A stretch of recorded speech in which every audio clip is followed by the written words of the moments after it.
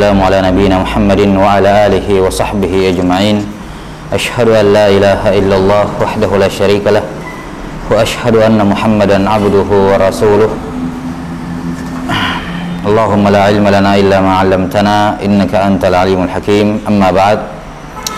Baik, nuwasil fi syarah kitab Safinatis Shalah li Syekh Abdullah bin Umar bin Yahya Al-Hadrami rahimahullah.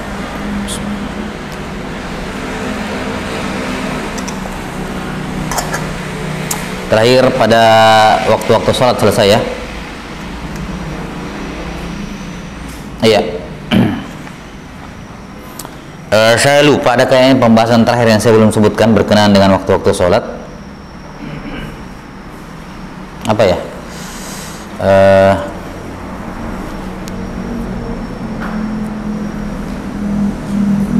Selesai semua kan? Pembahasan waktu sholat 5 waktu. Sudah semua?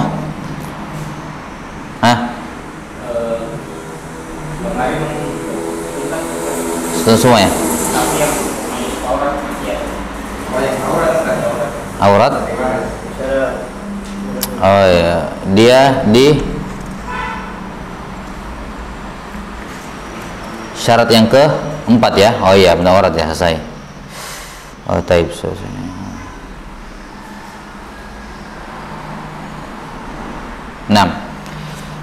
Masih dalam syarat sah salat yang keempat, satru ma baina surratir rajul wa rukbatayhi wa jami'i badanil mar'ati illa wajhaha wa kaffaiha wa yajibu 'alaiha satru juz'in minan jawanibil wajhi wal kaffaini wa 'ala ar-rajuli sitru juz'in min surratihi wa ma hadaha wa jawanibi rukbatayhi wa 'alaihi masitru minal jawanib la min asfal wa yajibu an yakuna sitru yamna'u hikayata launil basyara. Taib. Au ghairi malbusin fala takfi dhulmatun wa khimatun saghira. Taib. Sudah dibahas kemarin ya beberapa hal berkenaan dengan aurat. Sudah dibahas masalah aurat dalam aurat laki-laki dan perempuan dalam sholat ya. 6. Di mana aurat laki-laki demikian pula aurat laki-laki budak maupun merdeka, dan aurat perempuan budak itu sama. Jadi aurat laki-lakinya budak ataupun merdeka sama. Semisal dengannya budak perempuan sama dengan aurat laki-laki, yaitu antara pusar dengan lutut. Ya. Ini aurat dalam sholat. Sementara bagi perempuan merdeka, aurat dalam sholat adalah seluruh tubuhnya kecuali wajah dan kedua telapak tangannya. Baik. Kemudian wajib untuk menutup ya semua di sekitar daerah yang wajib ditutup untuk kesempurnaan menutup aurat. Kemudian masalah yang wajib ditutup adalah menutup aurat dari atas, bukan dari dari atas dan dari keliling. Tidak wajib menutup aurat dari bawah. 6. Kemudian berkenaan juga dengan masalah bahan yang digunakan untuk menutup aurat. Ya, bahan yang digunakan untuk menutup aurat intinya adalah yang penting tidak menampakkan warna kulit. Tidak menampakkan warna kulit. Ya, apapun bahannya yang penting tidak menampakkan warna kulit. Kapan menampakkan warna kulit maka tidak dianggap menutup. Tidak dianggap menutup. Walaupun bahannya tebal seperti plastik atau kaca tebal, ya. 6. Kalau ada orang sholat dalam dalam kotak kaca yang besar, tidak pakai apa-apa, maka tidak syah karena kelihatan. Jelas ya?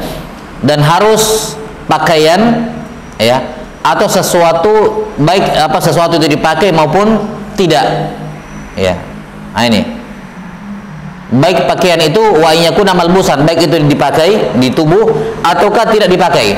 Yang penting syaratnya apa? Ada jirm, ada apanya? Ada zatnya. Kalau disentuh itu ada wujudnya, zatnya, ada jirm. Karena itulah para ulama mengatakan kalau ada seorang sholat di dalam air, sholat dalam air, airnya keruh, tertutup auratnya, itu syah. Padahal itu bukan malbus, bukan pakaian. Jelas ya? Seandainya ada orang sholat dalam air, airnya keruh, tertutup auratnya, orang dari atas tidak bisa lihat, ya orang di sampingnya juga tidak bisa lihat auratnya karena tertutup sama, anggaplah keruh airnya ya, tertutup, maka ini syah walaupun bukan malbus. tapi ada zat yang menutupi tubuhnya. Karena itulah menutup aurat dengan bayangan tidak syah. Seperti sholat dalam kegelapan, dia telanjang sholat atau tidak menutup auratnya dalam sholat, tapi di dalam kamar yang gelap dan cuma dia sendirian, syah atau tidak? Tidak syah. Karena pembahasan aurat dalam sholat itu definisinya adalah semua yang wajib ditutup. Jadi tidak ada urusannya ada yang lihat atau tidak ada yang lihat, enggak. Ya. Aurat dalam sholat itu urusannya adalah wajib ditutup. Terserah ada yang lihat atau tidak ada yang lihat. Jadi bukan dikatakan aurat dalam sholat wajib ditutup nanti supaya tidak dilihat oleh orang. Enggak, bukan supaya dilihat oleh orang. Tidak ada urusannya orang lihat tidak dilihat. Pokoknya wajib ditutup. Karena itulah kalau ada seorang sholat menampakkan aurat di dalam kamar sendirian, enggak ada yang lihat. Tapi apa? Batal sholatnya. Jadi aurat dalam sholat tidak ada kaitannya dengan ada yang lihat atau tidak ada yang lihat. Tapi memang wajib ditutup. Iya. Kemudian masalah terakhir adalah apa hukum memakai pakaian yang ketat dalam sholat.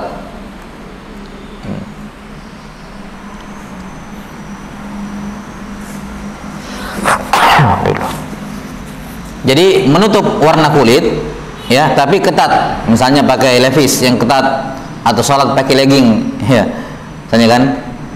Nah, ketat, ya, tapi tidak menampakkan warna kulit, kan tertutup.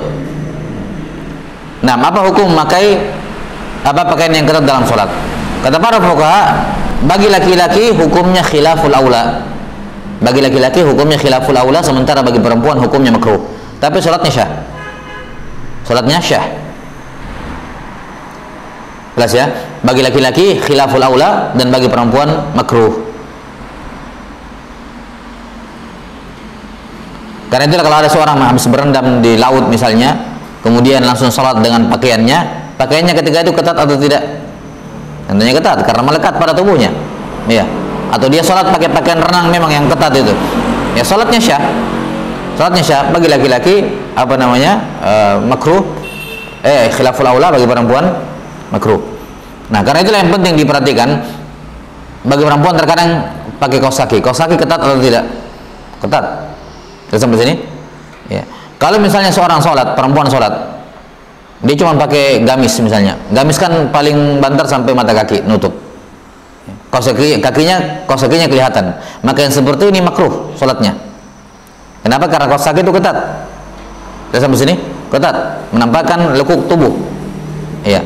Walaupun tidak menampakkan warna kulit. Kapan dia menampakkan warna kulit karena kaos kakinya pori-porinya besar itu, ya batal sholatnya, kan begitu.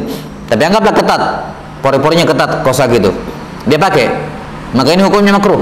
Kecuali kalau dia pakai kaos kaki baru dia tutup pakai sarung di luar, itu kan aman, tidak ada masalah. Tapi kalau maksudnya kelihatan kaos kakinya, maka ini hukumnya apa? Makruh, karena itu dianggap pakaian yang ketat. Mafhum? Ya. Baik, selesai pembahasan berkenaan dengan rukun salat yang keempat, syarat salat yang keempat, yaitu menutup aurat. Sekarang yang kelima, al-khamis. Rukun salat yang kelima, syarat syah salat yang kelima. Alhamdulillah.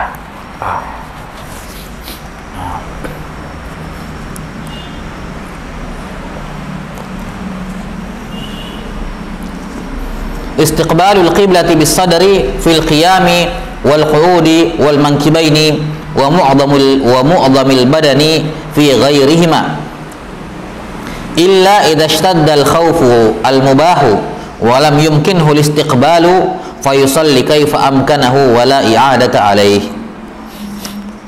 Syarat sah salat yang kelima adalah menghadap kiblat. Istiqbal al qiblah, menghadap kiblat. Yang dimaksud menghadap kiblat di sini adalah menghadap ke Ainul Ka'bah, menghadap tepat ke bangunan Ka'bahnya, tepat ke bangunan Ka'bah. Kalau dia berada di daerah haram, berada di daerah dekat-dekat Masjidil Haram, ya, di daerah yang memungkinkan dia melihat Masjidil Haram, ya, maka di sini dia tidak boleh sholat kecuali sudah yakin 100% saya menghadap ke Ka'bah. Misalnya di hotel-hotel yang dekat-dekat Masjidil Haram. Kalau yang sudah jauh-jauh kan enggak. Ini yang kalau yang dekat-dekat sekitar Masjidil Haram, maka dia wajib untuk apa namanya? Mengarah tepat ke arah Ka'bah. Tepat, nggak boleh melenceng biar sedikit. Kapan melenceng biar 0, sekian derajat tidak syah salatnya. Kita sampai sini harus yakin menghadap ke Ka'bah. Dan semisal dengan Ka'bah adalah lurusannya ke atas. Kan tidak mungkin kita di atas sholat menghadap ke bawah begini karena Ka'bah di bawah ya. Menghadap begini aja. Karena apa? Ka'bah ya, ini Ka'bah dan ke atas. Di sini berlaku kaidah fikih ya, salah satu kaidah fikih al-hawa lahu hukmul qarar. Al-hawa lahu hukmul qarar. Bahwa udara memiliki hukum yang sama dengan daratnya. Udara memiliki hukum yang sama dengan apa? Daratnya.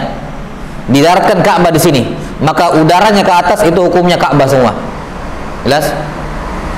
Paham ya? Ya. Jadi ketika dikatakan menghadap Ka'bah, kalau dia di lantai 30, kan tidak mungkin sholat menghadap Ka'bah begini, lurus saja ke atas. Kenapa? Karena udaranya Ka'bah hukumnya sama seperti Ka'bah, lurusannya. Ini kaidah juga dipakai dalam bab muamalah.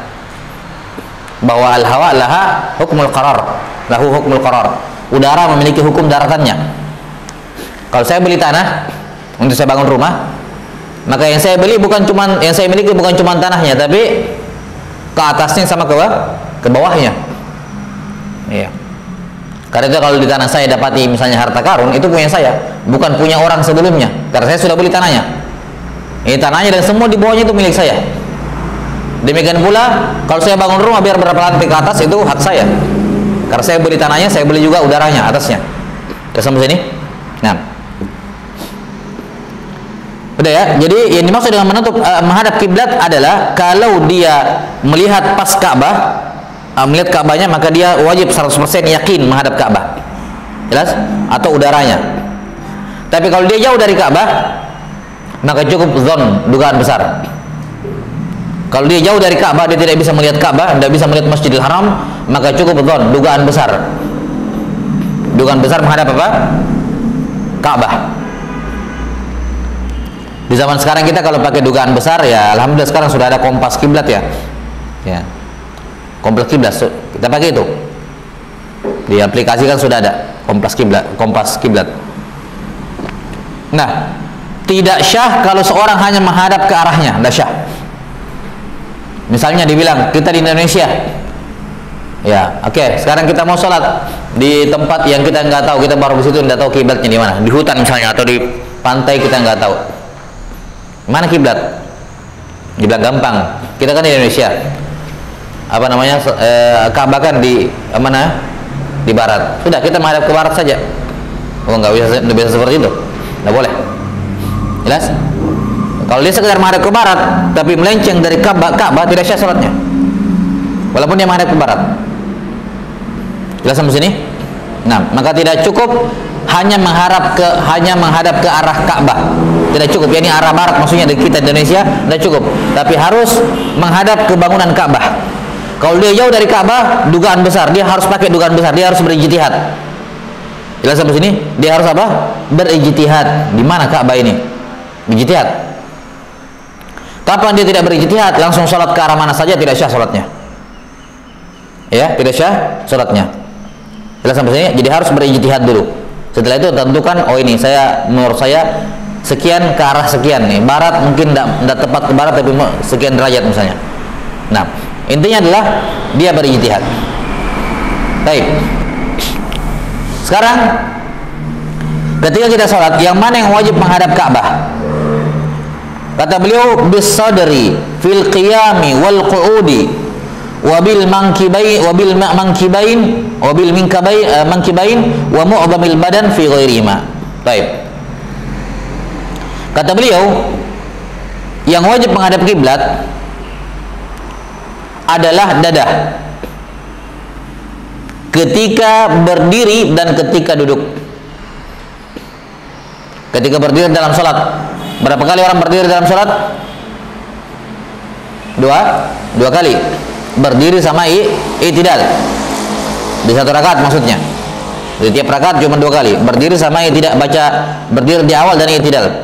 Nah, ketika berdiri dada harus menghadap kiblat. Wal qu'ud, berapa kali orang duduk dalam salat dalam satu rakaat? Ya. Tergantung ya. Iya, 2 kali kalau pakai duduk istirahat. Iya, sama duduk di antara 2 sujud. Kalau di anunya pakai duduk tahiyat sama duduk di antara 2 sujud. Itu 2 kali, kurang 2 kali. Nah, maka ketika berdiri sama duduk, yang wajib menghadap kiblat adalah dada. Jelas? Jadi ketika dikatakan wajib menghadap kiblat, yakni dadanya menghadap kiblat. Ya, sampai sini. Ini yang syarat. Adapun wajah bukan syarat syahnya salat menghadap kiblat. Bukan wajah yang disuruh menghadap kiblat, tapi dada. Jelas ya? Karena itulah kalau seorang dalam salat menengok seperti ini, dia nengok kanan atau kiri, ya. Jelas sampai sini, tidak batal salatnya. Walaupun wajahnya berpaling dari kiblat, tapi tidak batal salatnya. Jelas? Dia noleh begini salatnya. Nah. Apakah batal salatnya? Tidak batal. Menunjukkan bahwa yang disuruh menghadap kiblat bukan wajah, tapi dada. Afwan sebentar.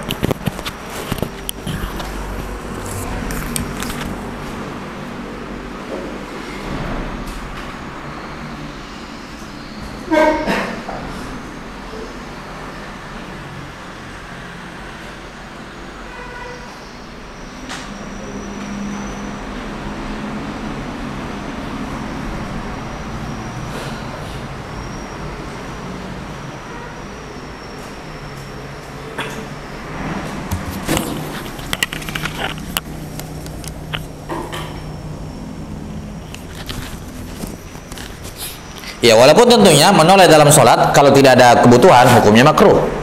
Ya, menoleh dalam sholat hukumnya apa? Makruh. Ingat ya, menoleh dengan wajah. Adapun melirik dengan bola mata tidak ada masalah. Mubah dalam sholat. Taib. Kalau melirik karena ada kebutuhan tidak ada masalah. Boleh. Nah. Tapi tidak membatalkan sholat. Yang membatalkan sholat adalah kalau dadanya. Misalnya dia sholat begini, kemudian dia begini nih. Nah, ini dia melenceng begini, batal sholatnya sudah. Jelas? Anggaplah ini kiblat, tepat ke sana. Dia begini sedikit saja, batal sholatnya. Tidak boleh. Ini nih. Jelas? Ini sudah batal. Jadi ini harus menghadap ke kiblat. Tidak boleh bergeser. Tidak boleh biar menggeser begini. Ini batal sholatnya kalau begini. Paham? Jadi harus tidak boleh bergerak. Harus menghadap ke Ka'bah. Ya, kapan dia putar sedikit badannya begini batal sholatnya, biar sedikit. Nah, udah ya. Ketika duduk juga sama, duduk tahiyat, dada harus begini. Kapan dia begini ketika duduk batal sholatnya. Ya. Kemudian wabil mankibaini wa mu'dhamil badani fi ghairihima. Kemudian dengan kedua bahu dan sebagian besar tubuh pada selain berdiri dan selain duduk. Apa maksudnya selain berdiri sama selain duduk? Ketika sujud yang menghadap kiblat mana? Nih, mangkibain. Dada sih menghadap ke bawah, tapi ketika sujud apa? Nah, menghadap ke. Nah, apalagi ketika ruku yang menghadap kiblat mana? Nih, mangkibain dan sebagian besar tubuh. Kalau ruku kan sebagian besar tubuh menghadap Ka'bah. Udah? Baik. Ini kalau sholatnya sambil berdiri atau sambil duduk. Kalau sholatnya sambil ittiya, ya berarti begini. Kiblat di sana, ini kepalanya, ini kakinya. Dia harus menghadap kiblat seluruhnya, seluruh tubuhnya. Kalau dia sholat sambil baring, ittiya. Ittiya itu berbaring di sisi tubuh bagian kanan. Apa di sisi tubuh? Boleh sisi tubuh bagian kiri atau sisi tubuh bagian kanan. Cuman paling afdal sisi tubuh bagian kanan, sunnahnya. Nah, kalau dia sholat sambil baring begini, maka seluruh tubuhnya harus menghadap kiblat, semuanya, kecuali telapak kakinya tentunya. Ya, semuanya menghadap kiblat. Udah ya, baik.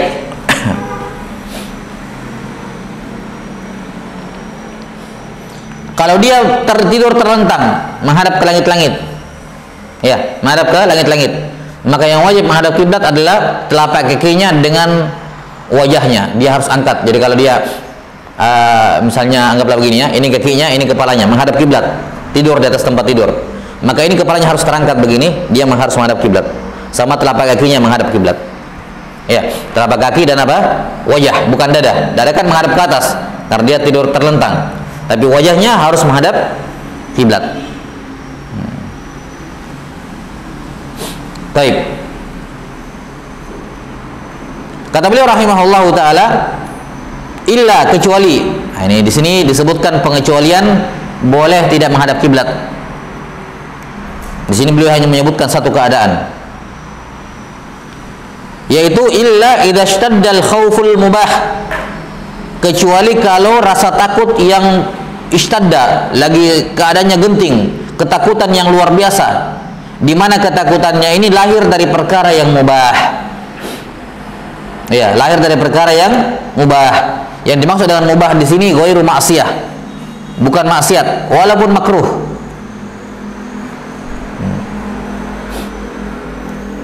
Baik, misal dalam jihad fisabilillah, dalam berperang, ketika sedang bertemu dua pasukan, baik, tidak bisa waktu sholat habis. Kalau tidak sholat sekarang, waktu sholat habis. Ya. Kata beliau di sini, wala yumkinhul istiqbal, tidak mungkin dia bagi dia untuk menghadap kiblat baik-baik sholat sekarang sedang perang. Maka apa? Fayusalli kaifa amkanah, dia sholat bagaimanapun keadaannya, mau menghadap kiblat mau tidak terserah. Ya. Wala i'adata alaih, dan tidak ada pengulangan sholat baginya, tidak perlu diulang. Tidak perlu diulang. Jelas? Atau ketika diserang, dikejar oleh musuh, ya, dikejar oleh musuh, misalnya dia mau dibegal, atau misalnya ada penyamun dia di tengah jalan, ini kemudian dikejar, kemudian dia bersembunyi lama sampai hampir keluar waktu sholat. Maka di sini dia boleh sholat bagaimanapun keadaannya, dia menghadap kiblat, membelakangi kiblat, tidak ada masalah. Misalnya kapan dia merubah posisi menghadap kiblat, dia akan ketahuan dia bersembunyi, dia mau nunggu selesai juga, keluar waktu sholat, dia sholat bagaimanapun keadaannya. Jelas sampai sini? Nah, jadi baik di medan perang ataupun bukan medan perang konteksnya, intinya dia takut dengan ketakutan yang besar, membahayakan nyawanya dan seterusnya. Dengan syarat khaufnya ini mubah. Nah, artinya kalau ketakutannya bukan ketakutan yang mubah, maka tidak boleh apa? Membelakangi, tidak boleh tidak menghadap kiblat. Misalnya lagi tawuran sama-sama muslim, ya, perang sesama muslim hukumnya haram, ya. Dan sampai sini hukumnya apa? Hukumnya haram, tidak boleh. Lagi tawuran atau demonstrasi yang berujung dengan apa kekerasan, ini tidak boleh. Ini bukan ketakutan yang syar'i, bukan ketakutan yang mubah. Jelas? Maka di sini apa? Ya, ini tentunya bagi yang menentang ini ya, yang menentang polisinya. Kalau polisinya syar'i bagaimana ya ketakutannya? Karena mereka membela diri, menjaga, kan begitu. Itu mubah, khauf yang mubah. Tapi yang menentang pemerintah, ya misalnya kelompok-kelompok separatis, ya, kelompok-kelompok separatis yang berusaha menggulingkan pemerintah atau melepaskan diri dari pemerintah, merdeka, keluar dari ketaatan pemerintah, gerilya misalnya, dikejar sama pemerintah, dia gerilya. Kemudian apa? Masuk waktu sholat dan dia mau sholat, kita bilang tidak boleh kamu membelakangi kiblat, tetap wajib menghadap kiblat, karena khauf yang lahir dari kamu khauf maksiat. Ya, itu ketakutan maksiat. Tentunya kita punya dalil umum ya, kaidah umum, ar-rukhsatu la tunatu bil ma'siyah. Ar-rukhsatu la tunatu bil ma'siyah. Ini kaidah fikih yang sangat penting yang disepakati oleh para imam al-arba'ah. Ar-rukhsatu la tunatu bil ma'siyah. Rukhsah, semua keringanan dalam syariat enggak diberikan pada perkara maksiat.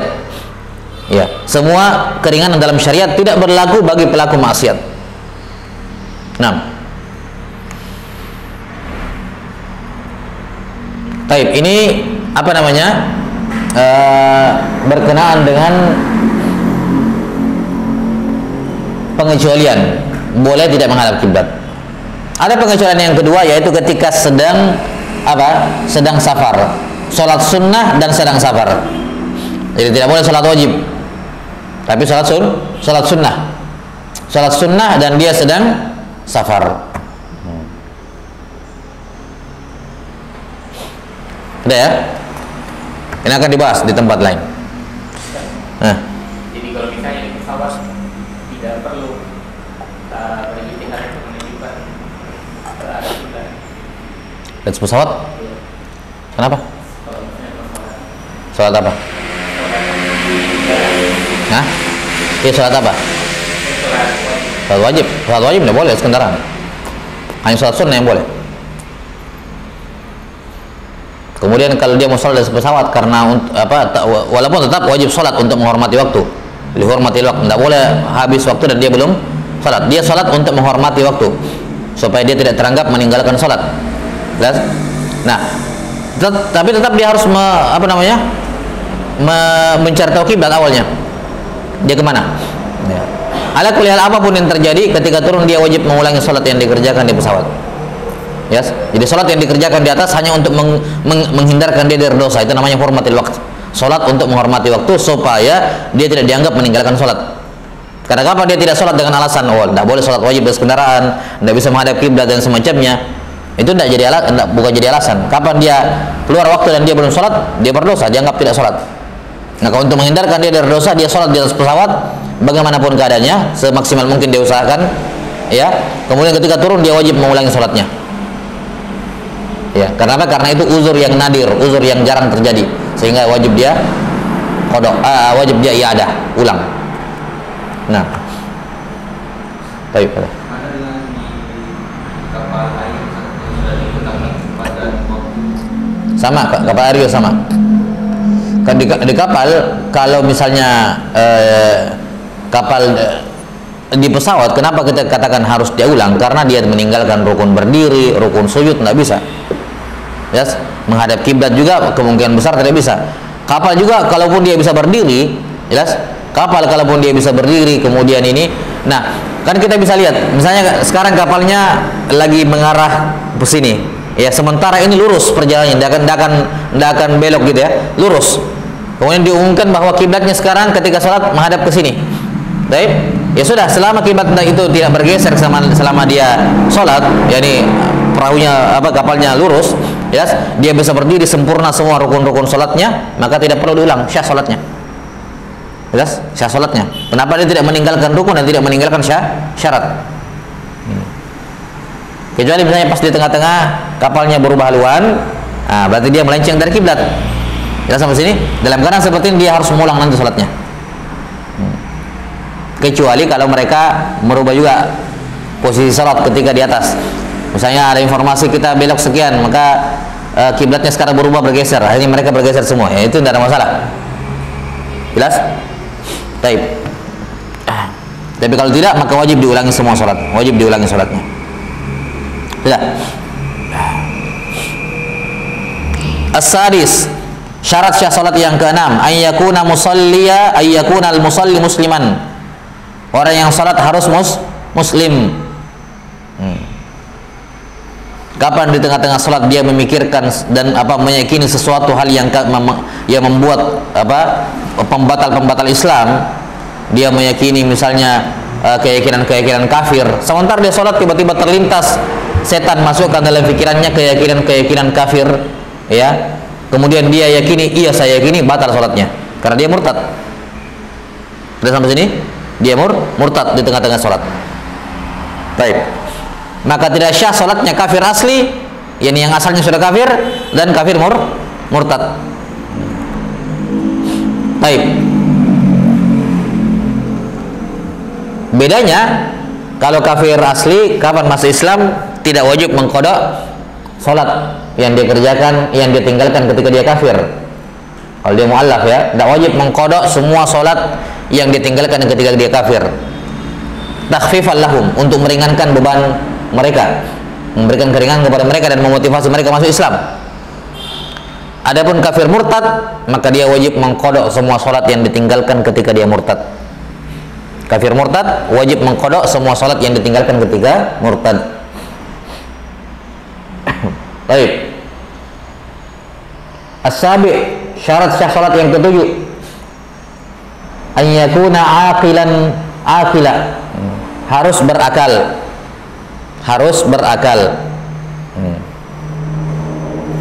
Yang dimaksud berakal di sini adalah tamiz. Ya. Kata beliau, fal majnunu was-sabiyyu alladhi lam yumayyiz la salata alaihima wa la tasihhu minhuma. Maka orang gila dan anak kecil yang belum memayyiz, tidak ada salat bagi keduanya, yakni tidak ada kewajiban salat bagi keduanya, dan juga apa?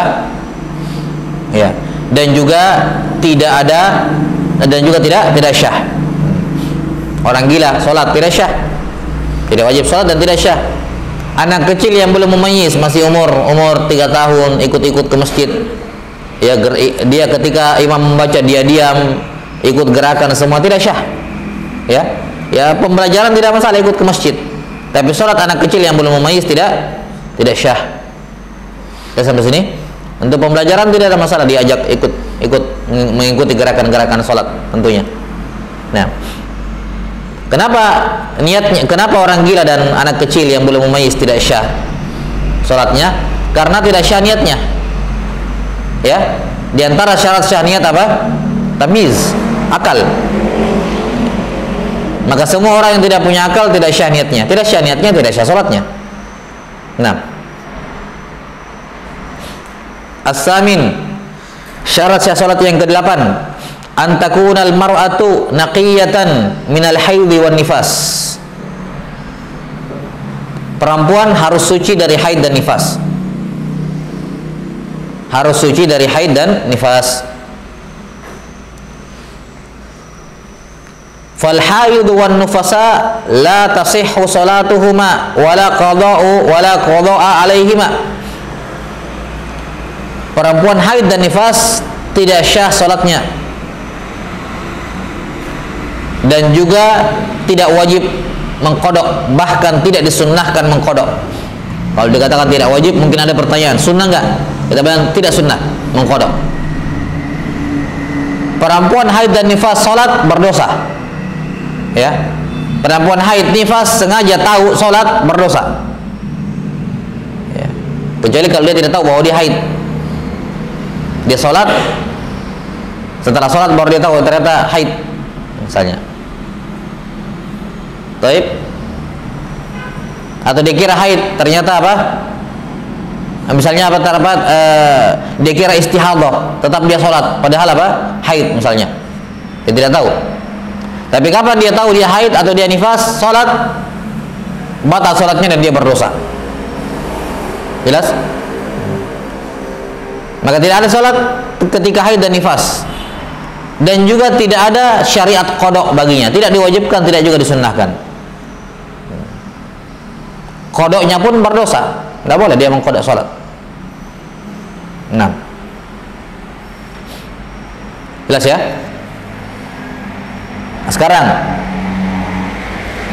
ini berkenaan dengan waktu apa yang dibahas kemarin di akhir Nubdatul fil Fiqhi tentang salatnya perempuan haid dan nifas.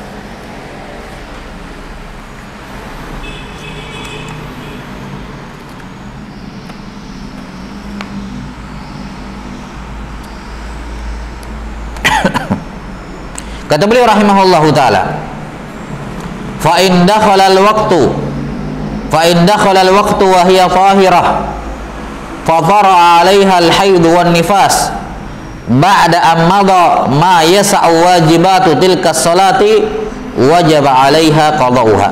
Nah, ini masalah pertama. Perempuan sudah masuk waktu, misalnya sholat zuhur, orang sudah azan. Ya. Baik, sholat zuhur 4 rakaat dengan mengerjakan yang rukun-rukun berapa menit? Berapa menit? 5 menit dapat ya? 5 menit. Anggap 4 sholat zuhur 4 rakaat dengan hanya mengerjakan yang rukun saja. Ya, mengerjakan yang wajib-wajib saja, yang rukun. 5 menit. Baik, sekarang masuk waktu zuhur, berlalu 5 menit. 5 menit dari azan. Tiba-tiba perempuan itu apa? Haid. Apakah dia sholat? Tidak. Tidak sholat. Kenapa? Sudah haid. Haidnya kapan? Apakah langsung setelah azan? Enggak, 5 menit setelah azan dia apa? Haid. Maka kita katakan nanti ketika kamu suci dari haid, kamu harus mengqadha salat zuhur itu yang kamu tinggalkan beberapa hari yang lalu. Kamu harus mengqadha. Kenapa? Karena kamu haidnya zuhur sudah masuk dan ada waktu mengerjakan sholat 4 rakaat. Memang kamu tidak berdosa, kamu undurkan, boleh mengundurkan sholat dari awal waktu, boleh, tidak berdosa. Cuman ketika sudah ada 5 menit, berarti kamu sudah kena kewajiban sholat zuhur, sudah kena kewajiban karena sudah bisa dikerjakan di sini. Walaupun kamu undurkan, boleh, tidak ada masalah. Jelas? Cuman kamu sudah kena kewajiban zuhur. Maka nanti kapan kamu misalnya haidnya 7 hari, 7 hari ke depan setelah kamu suci, kamu wajib mengqadha sholat zuhur yang kamu tinggalkan. Jelas? Ya. Demikian pula azan subuh cuma 2 rakaat dengan yang mengerjakan rukun paling cuma 1 menit. Ya, 1 menit. Baca Al-Fatihah, ruku, sujud, ya, i'tidal, sujud, duduk antara sujud, selesai 1 rakaat. Paling apa? 1 menit lah, paling lama itu, dan tidak sampai 1 menit.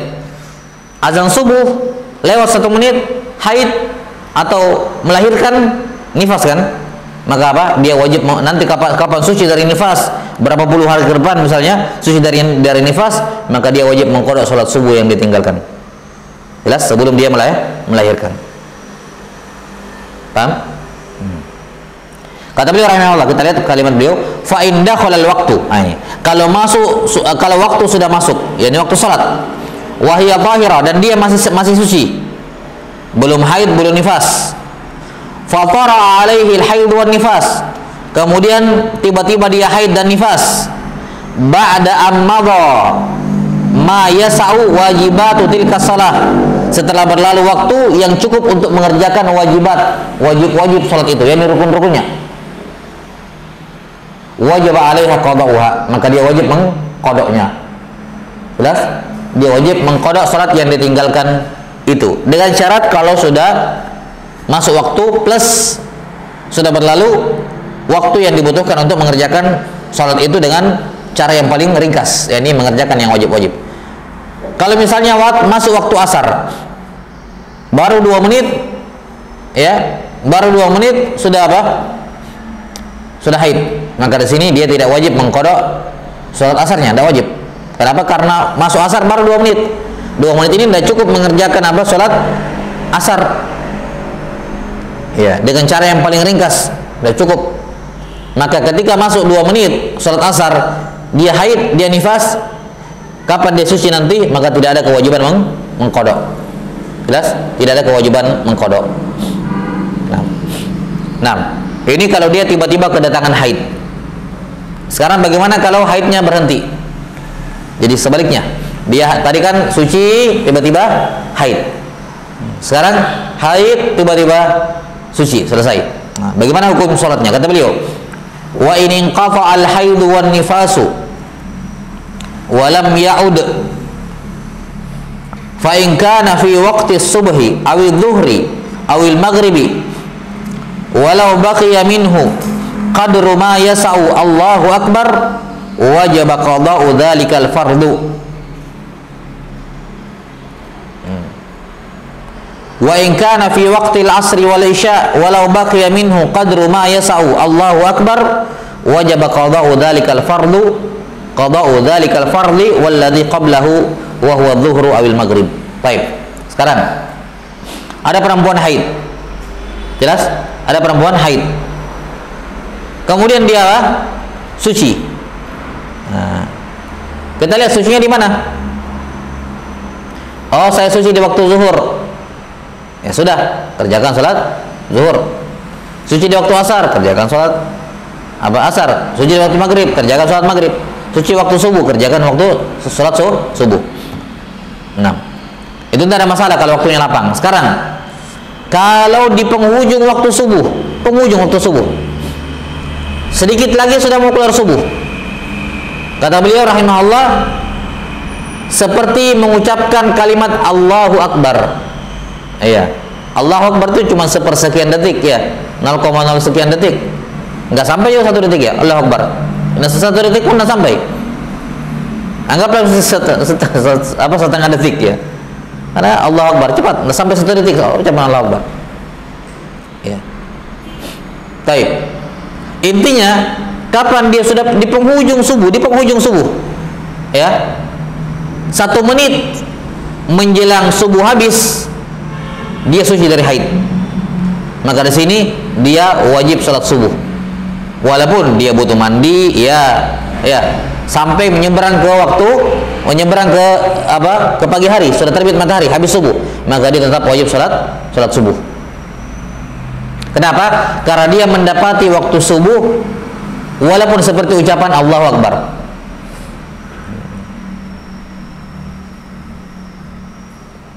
Jelas sampai sini?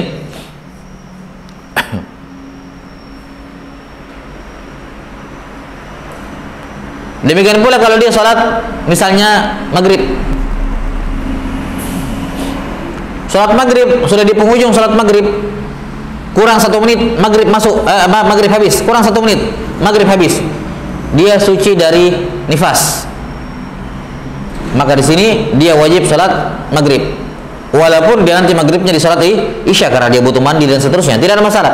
Tapi yang jelas intinya dia kena kewajiban sholat maghrib.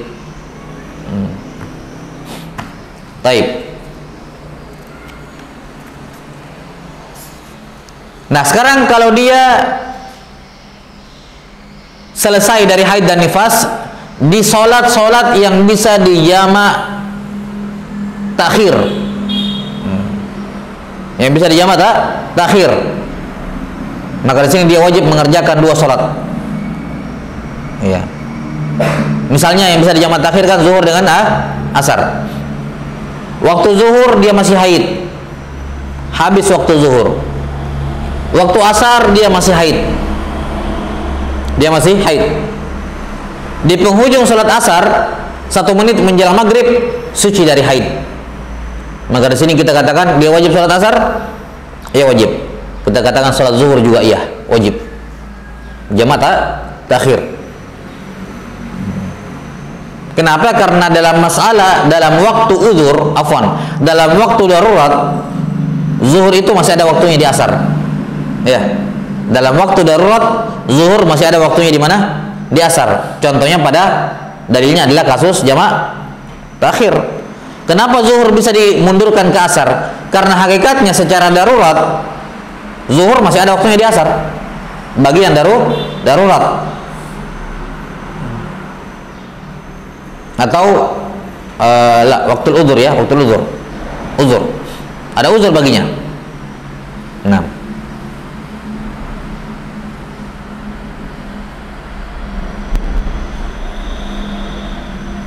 Enggak, ini darurat ini, bukan waktu uzur. Waktu darurat, labas. Penamanya agak salah. Ya, waktu darurat. Jelas ya? Kalau misalnya dia suci di akhir waktu isya, 1 menit masuk subuh, dia suci dari nifas, maka wajib sholat isya, wajib. Maghrib juga iya, ya, karena maghrib bisa dijamak takhir ke isya. Maka ketika isya wajib, maka maghrib juga wajib. Masuk waktu maghrib dia masih haid, masih nifas. Masuk waktu isya dia masih haid nifas. Di penghujung waktu isya menjelang masa subuh suci. Kita katakan wajib isya dan wajib juga maghrib. Kenapa? Kenapa wajib maghrib? Karena hakikatnya dalam pembahasan darurat maghrib masih ada waktunya di isya. Maka kalau kamu dapat isya, kamu juga dapat maghrib. Wajib untuk mengqada maghrib dan isya. Perhatikan firman beliau. Wa idzan qada al-haid wan nifas. Kalau haid dan nifas sudah berhenti, walam ya'ud, dan belum kembali. Ini perhatikan, belum kembali. Terkadang ada haid yang kembali. Sudah kita bahas kemarin ya. Misalnya 7 hari misalnya. 7 hari keluar haid, jelas sudah genap 24 jam. Maka 7 hari ini apa? Haid. Ya. Belum sampai hari ke-15 keluar lagi darah. Apa hukumnya itu? Haid. Karena belum sampai hari ke-15. Haid maksimalkan 15 hari. Maka waktu suci di tengah-tengahnya itu haid. Jadi dia haid, berhenti, balik lagi haidnya. Ya. Maka di antara 2 ini, kalau dia sholat di situ, maka ya sudah, tidak ada masalah, tidak berdosa dia. Karena dia kan dikira suci. Dia mandi suci, dia sholat. Tiba-tiba sebelum hari ke-15 keluar lagi darah. Berarti apa? Oh, ternyata yang tadi ini 2-3 hari tidak keluar darah ini sebenarnya masih haid. Ya. Jelas? Nah, makanya kata beliau sini walam yaud, kalau tidak kembali. Kapan dia kembali lagi? Dan kembalinya itu di waktu dalam rentan masih dalam 15 hari, maka apa? Masih dihukumi haid.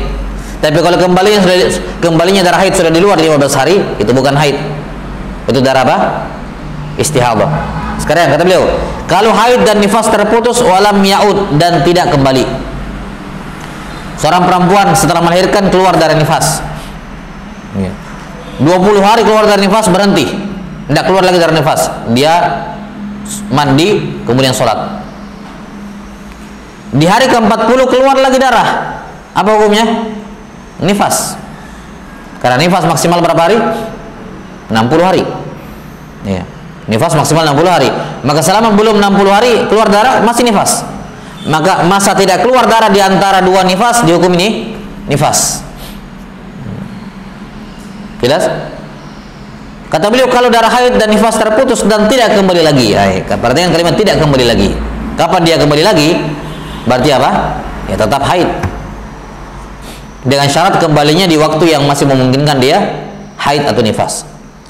Kata beliau kalau terputus haid dan nifas dan tidak kembali lagi, fa in kana fi waqti subhi awil dhuhur awil maghrib, kalau putusnya haid dan nifas di waktu salat subuh, zuhur dan maghrib, walau baqiya minhu qadru ma yasau Allahu akbar, walaupun tersisa dari waktu subuh, zuhur dan maghrib tersisa waktu seperti mengucapkan Allahu akbar, kurang dari 1 menit, bahkan 30 detik, bahkan 2 detik, ya. Masih ada waktu cukup untuk mengucapkan Allahu Akbar, yakni takbiratul ihram maksudnya. Jelas? Wajib qada'u dzalikal fard. Wajib untuk mengqada salat fardu itu, yakni salat subuh, zuhur dan maghrib. Wajib diqada. Kalau terputusnya haid, wa in kana fi waqtil asri wa awil isya, terputusnya haid di waktu asar dan isya dan masih tersisa waktu asar dan isya, waktu seperti mengucapkan Allahu Akbar, wajib qada'u dzalikal fard, wajib mengqada salat itu, yakni asar dan isya, walladzi qablahu, dan juga salat sebelumnya, wa huwa adz-dzuhur wal maghrib, karena ini waktu darurat dan bisa dijamak. Tentu saja niatnya bukan menjamak, ya. Ya, tentu saja niatnya bukan menjamak. Jelas sampai sini? Ya kerjakan salat zuhur saja. Nah, kerjakan salat zuhur. Apa hitungannya? Kodoan. Hitungannya kodoan. 6. Wallahu a'lam bishawab. Ini bukan apa namanya? Bukan, jangan niatnya niat jamak karena tidak terpenuhi. Syarat jamak itu syaratnya musafir. Kamu kan tidak safar, cuman haid aja tadi. Maka niatnya ketika sholat zuhur niatnya kodok. Jelas? Niatnya apa? Kodok, bukan niat jamak. Paham? Baik, wallahu a'lam bishawab. Betul. Misalnya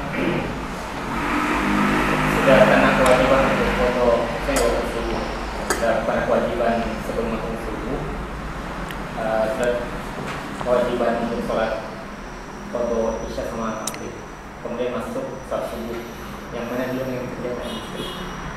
Ulang.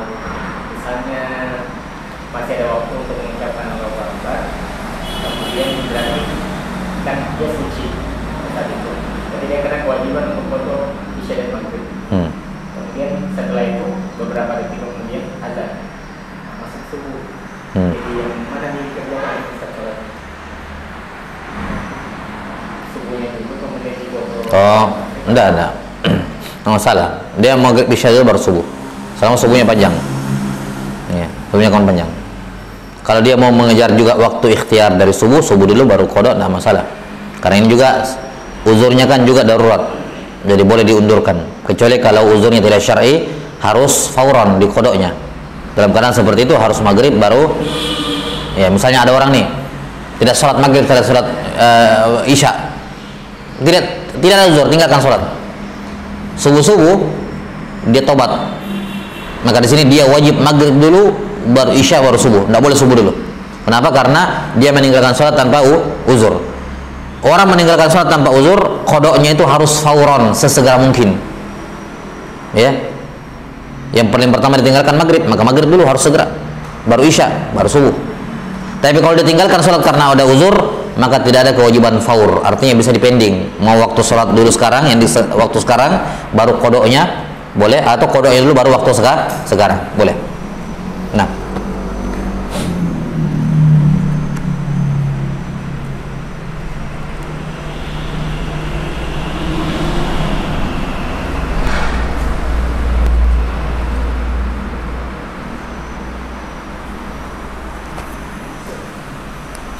udah ya. Yang ke berapa? Yang 9. Tasya. Ayya'taqida anna as-salata al-mafrudata allati yusalliha fardun. Syarat salat yang ke-9 adalah dia harus meyakini bahwa salat fardu yang dikerjakan itu fardu, itu wajib. Artinya salat 5 waktu yang dikerjakan ini salat Jumat, termasuk salat Jumat ya, atau salatul jenazah, salat fardu yang dia kerjakan, dia harus meyakini itu fardu, yang dia harus meyakini ini salat wajib. Makanya kan dalam niat harus ditain apa? Fardiyah. Dia harus munculkan itu. Dia harus tahu bahwa salat yang dikerjakan itu wajib. Faman i'taqadaha sunnah. Siapa yang meyakini salat wajib itu sunnah, misalnya salat subuh sunnah, fardu sunnah, apa salat zuhur sunnah. Au khala qalbuhu anil aqidatain, atau hatinya kosong dari kedua akidah, yakni dia tidak mengatakan wajib, tidak mengatakan sunnah. Pokoknya ini sholat zuhur disyariatkan, wajib atau sunnah nggak penting. Jelas sampai sini? Ya, terserah mau wajib mau sunnah, yang penting ini disyariatkan. Kosong hatinya dari kedua akidah, dari kedua keyakinan. Au tasyakkuk fil fardiyah, atau dia ragu-ragu, ini sholat subuh wajib atau sunnah ya? Ragu-ragu dia, maka apa? Lam tasihha sholatuh, sholatnya tidak syah, sholatnya tidak syah. Kenapa? Karena sholat wajib itu harus ta'arud lil fardiyah. Kalau dia mengerjakan sholat wajib, maka niatnya harus dia singgung masalah apa? Fardhon, itu sholat fardu. Nah sekarang kalau dia meyakini itu sunnah, atau ragu-ragu sunnah atau wajib, atau dia tidak meyakini dua-duanya, maka bermasalah niatnya. Jelas? Kalau niatnya bermasalah, maka tidak syah sholatnya. Ini saya katakan kemarin ya, ini sebenarnya rukun ke-9, syarat syah ke-9 ini bisa masuk di pembahasan niat, nggak perlu disendirikan. Cuma beliau mendetailkan, beliau sendirikan. Ya, dah sampai sini. Karena ini berhubungan. Demikian pula kayak akil tadi itu, orang berakal. Ini kan masuk di pembahasan niat ya. Syarat syah niat kan harus berakal. Seharusnya tidak perlu disendirikan bahwa syarat syah sholat harus apa? Berakal, tidak perlu sebenarnya. Dia sebenarnya masuk di pembahasan rukun sholat di niat ya, di mana syarat syahnya niat ini tapi beliau mendetailkan rahimahullah ta'ala.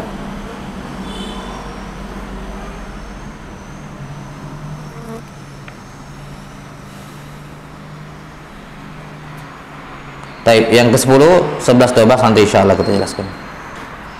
Sebenarnya 11-12 gampang ya, cuman yang ke-12 ini, yang ke-10 ini butuh dijelaskan sedikit, nggak bahas. Kita break saja, wallahu a'lam bishawab.